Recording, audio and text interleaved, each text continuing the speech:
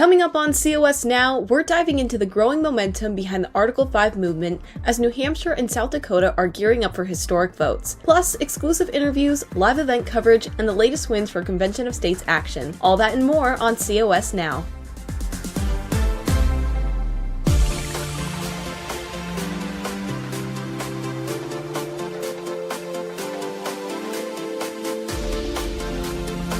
What do we want? When do we want it? Now!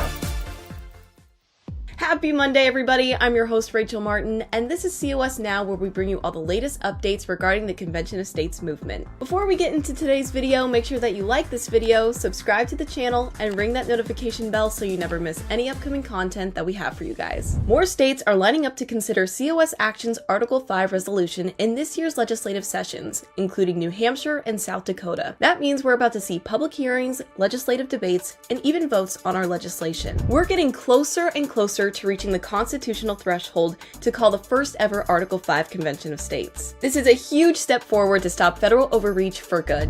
COS Live will bring you all the action with live footage, so go to conventionofstates.com/COS Live to tune into history in the making. 19 states have already joined the movement and passed legislation to call a Convention of States. So what's holding the others back?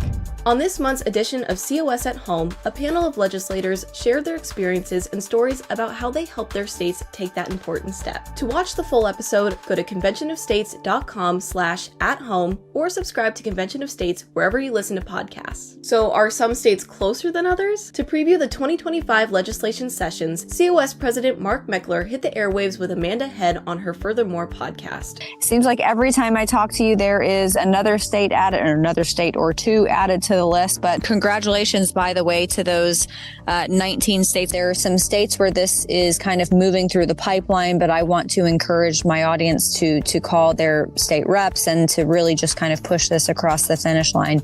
Really super focused on in the coming legislative session would be North Carolina, South Dakota, Wyoming, Montana, Ohio, Iowa, maybe Pennsylvania, depending on what happens in their legislature here soon. Minnesota, definitely. I don't know what's going to happen with the balance in that legislature, but I think it's potentially in play. So those are probably the places I would focus on right now. Mark was also on Patriot TV to share with their viewers how this all works. First, we go out and we get a bunch of citizens. We recruit people who are interested in this issue. They go to conventionofstates.com. They sign that petition that you're now showing on the screen. That petition then goes to their state representative and their state senator and lets them know they're in support. When we have enough support in a state, we find a legislative sponsor, and that sponsor sponsors a resolution. The resolution calls for a convention of states along the lines of the three that I laid out earlier: term limits and fiscal restraints and federal limitations on federal power. That makes its way through the committee process like any other piece of legislation would. Only difference between this and legislation is it doesn't require a governor's signature. So it has to pass in both houses in a legislature, and then it becomes a call for a convention and it adds on to the 19 that already exist. When we get to 34, that's when the convention will be called. You can meet Mark in person on February 2nd at 5 p.m. Eastern Time at the South Dakota Capitol Building in Pierre. Upcoming events for COS include COS Action's Senior Advisor Rick Santorum in Wyoming at the Capitol on January 16th at 8:45 a.m. COS Tennessee's Capitol Day will be held on January 15th at 9 a.m. And a North Dakota Capitol Day will be held on January 21st at 9 a.m. And now it's time for the final 5 highlights.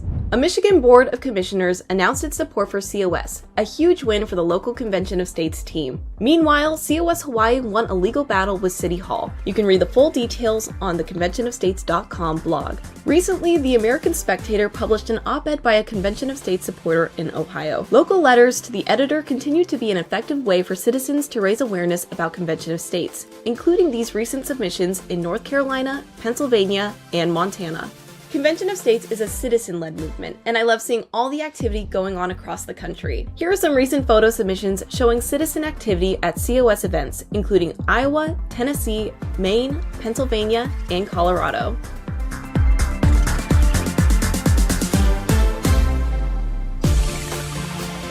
And that's all I have for today's recap. Leave a comment down below and be sure to follow us on X, Rumble, Instagram, YouTube, and Facebook. I'll see you guys same time next week here on COS Now.